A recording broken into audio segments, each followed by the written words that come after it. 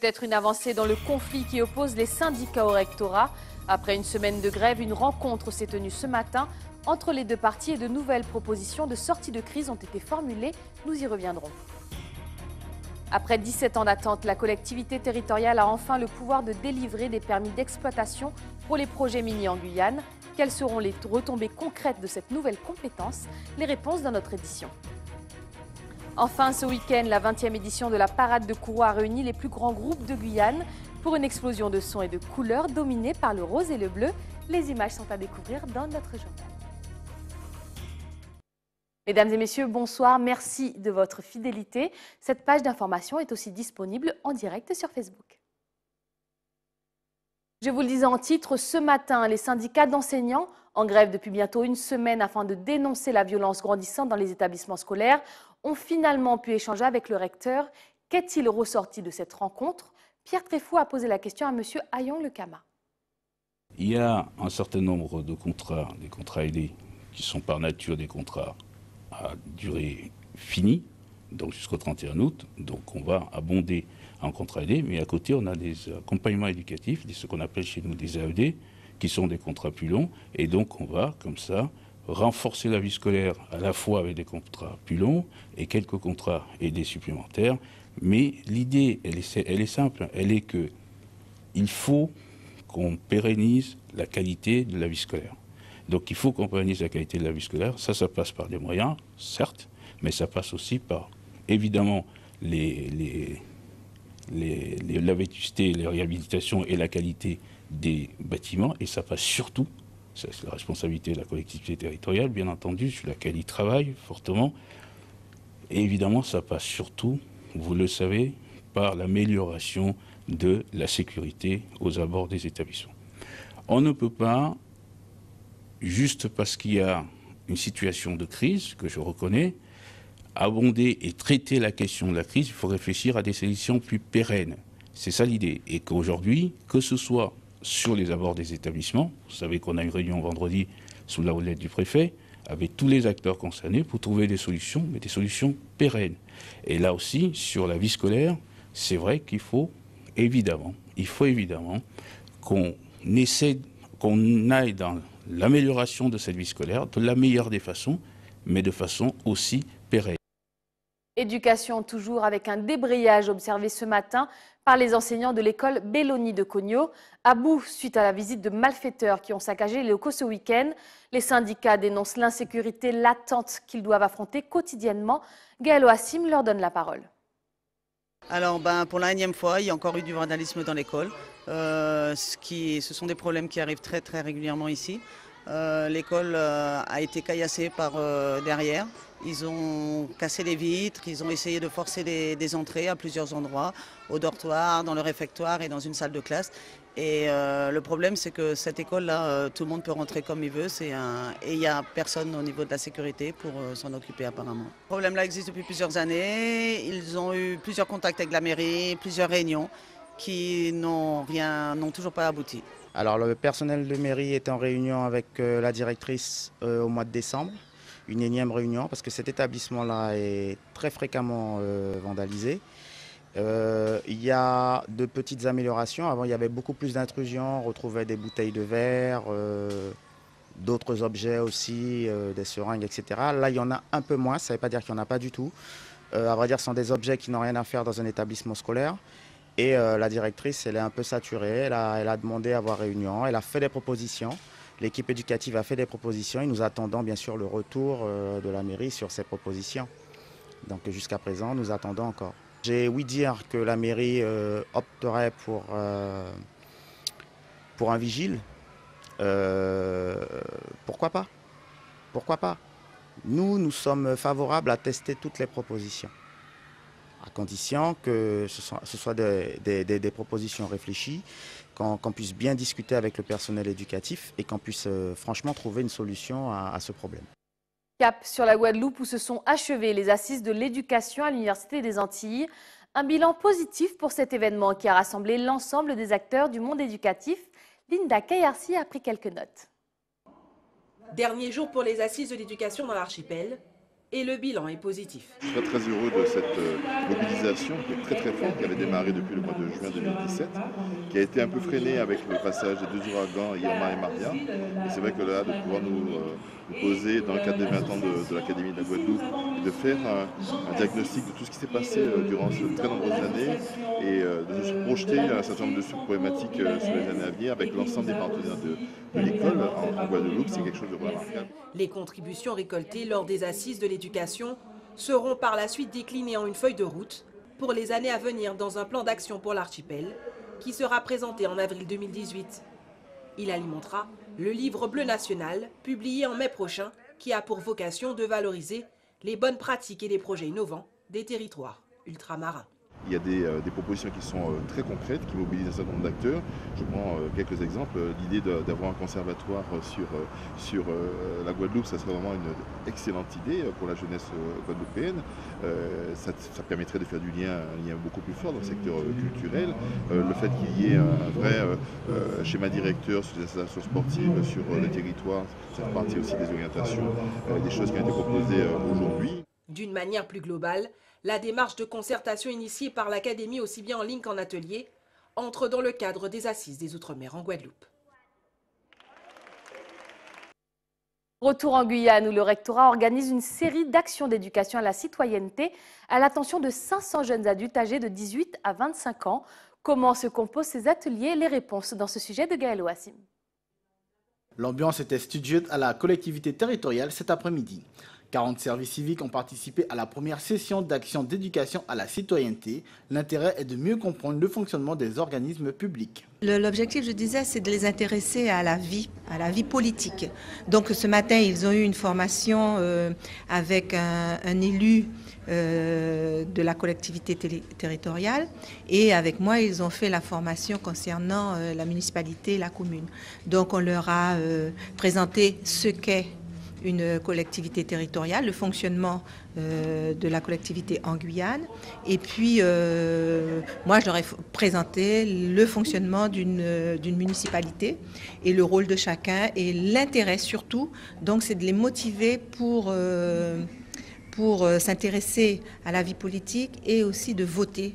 Parce que leur faire savoir que voter participent au développement du pays parce que c'est eux qui font des choix et qui ne sont pas spectateurs du développement de leur pays.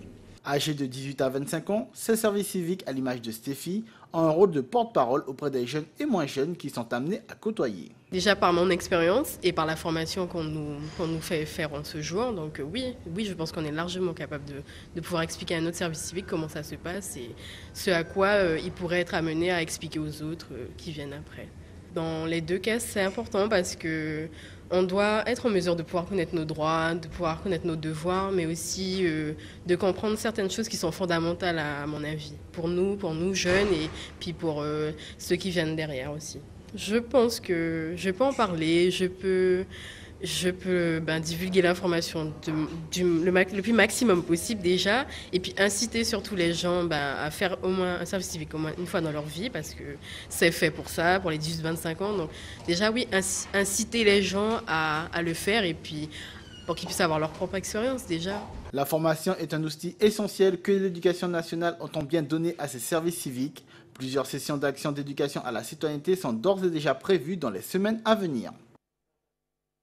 C'est officiel, la CTG, comme dans tous les territoires d'outre-mer, a désormais la compétence d'instruire, de délivrer et de gérer des titres miniers. Une décision entérinée par une publication au journal officiel de la République parue hier, dimanche 4 février, et qui donnera le pouvoir à la collectivité de délivrer au groupe Total un permis d'exploiter les hydrocarbures au large de nos côtes. Malheureusement, cette nouvelle compétence pourrait rapidement devenir obsolète à l'horizon 2040 à cause de la loi Hulot. Complément d'information de Rodolphe Alexandre au micro de Jonathan Lariot. Mais il faut noter quand même que cette compétence est quelque part dépourvue de sa force, puisque nous sommes maintenant tenus par la loi Hulot qui nous ramène sur les 40 ans sur les prochaines explorations. Toujours est-il, avec la question actuelle donc, de ce décret, nous aurons tout à discuter avec Total, déjà pour le premier fonds des 10 millions, et puis d'aller loin dans ce combat peut-être pour maintenant le permis UDO. Aujourd'hui, les Guyanais doivent savoir qu'au large du Guyana, c'est plus de 4 milliards de barils découverts. au large de Macapa, c'est autant de milliards de barils. Il est temps que la Guyane maintenant se destine vers peut-être la filière industrielle au même titre qu'elle l'a été sur le spatial. C'est ça. En tout cas, pour ma part, au nom de tous les Guyanais, je considère que ce travail servira à la nouvelle génération. Nous sommes désormais, ce qu'aucun parlementaire n'a fait pendant 12 ans, nous sommes désormais détenteurs des permis miniers offshore pour la Guyane. Mais pour moi, ce n'est qu'une première étape. Nous sommes des Guyanais, nous devons maintenant faire face à nos responsabilités et donner aux Guyanais, à nos enfants, à ceux qui viendront par la suite, ces fameuses filières. Aujourd'hui, c'est le pétrole, demain ce sera la mine, en particulier donc l'or, après ce sera le bois, après ce sera la pêche, sur lequel nous avons déposé également un dossier qui vise maintenant à faire tous ceux qui viendraient pêcher sur nos eaux, à participer donc au niveau donc, du CPRPM. Une page de justice avec un chiffre qui fait peur. En Guyane, 1581 plaintes ont été classées sans suite, faute d'avoir traité à temps. C'est l'information qui est ressortie d'un état des lieux du tribunal de grande instance. En cause, un stock et un flux impossibles à gérer dans les délais, faute de personnel. Direction la Martinique, où la Chambre de commerce a lancé il y a 6 mois le dispositif Alerte commerçant. Le principe, à chaque agression, un SMS est envoyé à la police nationale. Mais est-ce que le système a fait ses preuves? Élément de réponse avec Johan Boulard. Voici une des brigades en charge de la sécurité au cœur de la capitale, la BSP. Ce matin, elle prend contact avec Laurent, membre du dispositif Alerte commerçant. La demi-heure, donc c'est... Oui, demi-heure. Si nous, on a un souci, on fait le 17 et tout de suite le système est enclenché. C'est en plus un système qui effectivement permet plus un signalement des individus et de déterminer justement ou de voir effectivement un agresseur avant que les choses arrivent. Un outil vu d'un bon œil par la plupart des commerçants foyalais. 30 minutes environ entre l'appel de détresse et la diffusion du SMS relatif à la menace. La personne en question peut passer près de nous, on pourrait à la limite, je ne sais pas dans l'intercepter, mais on pourrait au moins signaler que sa présence dans les environs, quoi. Sur Fort-de-France, tout le monde connaît un petit peu la sécurité qui règne, voilà, et compte tenu de ce que nous faisons. Nous pensons que ça peut nous aider, notamment les commerçants avoisinants, de pouvoir réagir au plus vite. Prévenir, lutter contre l'insécurité et pourquoi pas redonner le sourire au porte-monnaie selon Ali. Les gens, quand ils sont assurés, ils descendront à Fort-de-France, donc ils pourront dépenser plus tranquillement. Et donc pour nous, on pourra mieux travailler, donc justement gagner plus de sous. Ah, là ça sonne. 17 police secours, bonjour. Implanté au commissariat de Fort-de-France, le centre de traitement et de diffusion permet de cibler la zone géographique ou le secteur d'activité concerné. Si l'alerte concerne par exemple un vol à main armée de bijouterie, on va informer toutes les bijouteries de la Martinique. Voilà. Après, si l'alerte c'est par exemple un vol à l'étalage, on va se cantonner par exemple dans un quartier ou un petit secteur. Effectif en Martinique depuis novembre, l'alerte commerçant permettrait selon la référente du projet de passer du préventif au dissuasif à l'aide du macaron distribué aux membres. La personne qui se prépare à commettre un méfait, si elle voit ce macaron, ça risque certainement de déjouer ce qu'il avait prévu de faire. Police et gendarmerie mènent de concert ce dispositif. Depuis sa mise en place, il a été activé 2 fois par la police nationale, notamment pour la circulation de faux billets. Ouvrons une page de sport avec la finale de volley hommes, femmes et cadets qui s'est jouée le samedi 3 février au hall du Vieux Chemin à Cayenne. Quelles sont les équipes sorties vainqueurs et qui peuvent désormais s'enorgueillir du titre de champion de la Coupe de Guyane? Les réponses dans ce sujet de Jonathan Lariot. Quelques tapes dans les mains, puis l'exclamation. Les filles du CSCC remportent la Coupe de Guyane.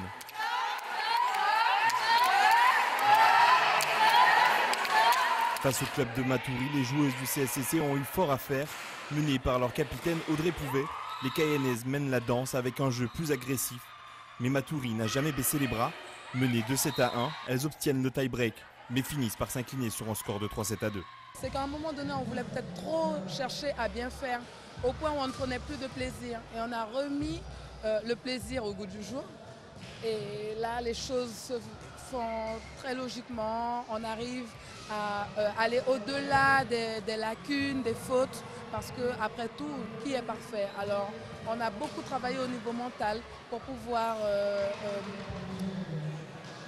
renforcer cette cohésion qu'on essayait de mettre en place depuis le départ. Donc c'est ça la différence ce soir par rapport aux autres rencontres, pourvu que ça aille encore mieux. Du côté des seniors masculins, les champions en titre, l'USL Montjolien, affrontent le Staff Club. Un match plein de surprises. Le Staff Club, mené par une équipe de jeunes joueurs, auront plusieurs fois effrayé les hommes de Jacques Chamana. Mais loin s'en faut pour les déstabiliser, les Montjoliens gagnent 3-7-0. Les joueurs jouent trop sur leurs acquis, donc il y a encore du boulot. Moi, ce que j'ai vu ce soir, c'est que Staff a très bien joué. Et nous, on a mal commencé, c'est-à-dire on avait une mauvaise attitude dans un début de compétition, surtout sur une finale. Chaque compétition a sa valeur. Maintenant, ça, c'est la première phase. La deuxième phase, il y a encore les phases retour. Il reste encore des matchs à faire, il reste les playoffs. Et donc, il faudra compter sur Staff. Une défaite en senior pour le Staff, mais pas une défaite totale. Car chez les cadets, le club remporte tout. Les équipes masculines et féminines remportent leur titre. Ce week-end de carnaval a été marqué par la parade de Kourou, réputée pour être l'une des plus prestigieuses de Guyane. Pour sa 20e édition, 40 groupes ont revêtu leurs plus beaux costumes et fait vrombir leurs instruments. Une expérience et un costume et un défilé unique capté par Pierre Trifou. Des costumes scintillants et des groupes venus de toute la Guyane, voici la parade du littoral à Kourou.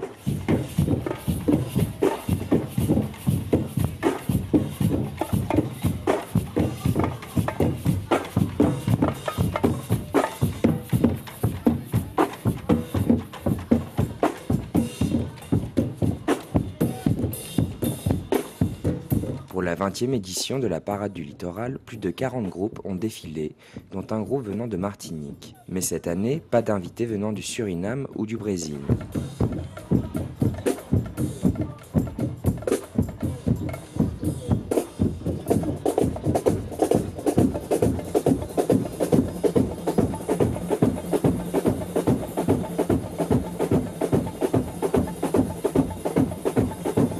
Cette édition, la parade est primée et c'est le groupe Wanted qui remporte le premier prix.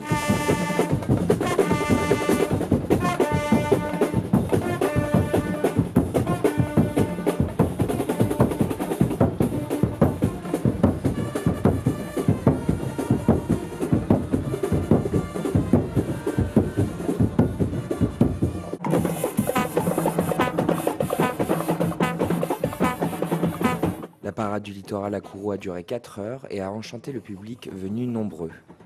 Mais à la fin de ce spectacle, des incidents violents ont quelque peu terni la fête.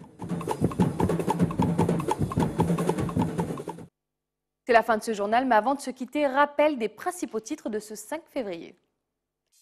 Peut-être une avancée dans le conflit qui oppose les syndicats au rectorat. Après une semaine de grève, une rencontre s'est tenue ce matin entre les deux parties et de nouvelles propositions de sortie de crise ont été formulées. Après 17 ans d'attente, la collectivité territoriale a enfin le pouvoir de délivrer des permis d'exploitation pour les projets miniers en Guyane. Quelles seront les retombées concrètes de cette nouvelle compétence? Nous en avons parlé dans notre journal.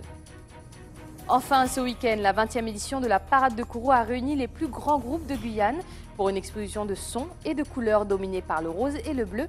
Les images étaient à découvrir dans notre édition. C'est la fin de cette édition. Tout de suite, le journal de BFM TV. Quant à moi, j'aurai le plaisir de vous retrouver demain, même heure, même chaîne. Excellente soirée sur ATV Guyane. C'est Mounian. Belle bonne soirée.